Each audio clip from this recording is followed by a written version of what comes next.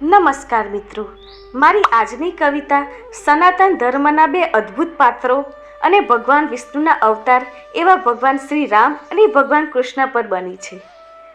બંને ભગવાન પોતાના અલગ અલગ વ્યવહાર અને વર્તનથી સમાજને અલગ અલગ સંદેશો આપી જાય છે.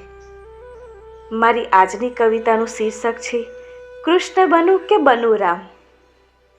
આશા રાખું છું કે આપ સૌને કવિતા પસંદ આવે.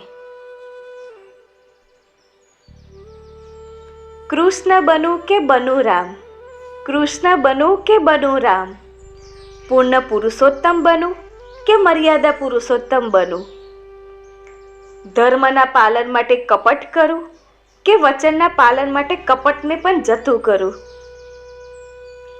ધર્મને આપી મહત્વ નીતિ નિયમોને તોડું કે સમાજને આપી મહત્વ નીતિ નિયમોમાં ચાલું, પ્રેમ રાધાને કરું અને જીવનસાથી રૂકમણીને બનાવવું કે પ્રિયતમા સીતાને આજીવન જીવનસાથી રૂપે રાખવું,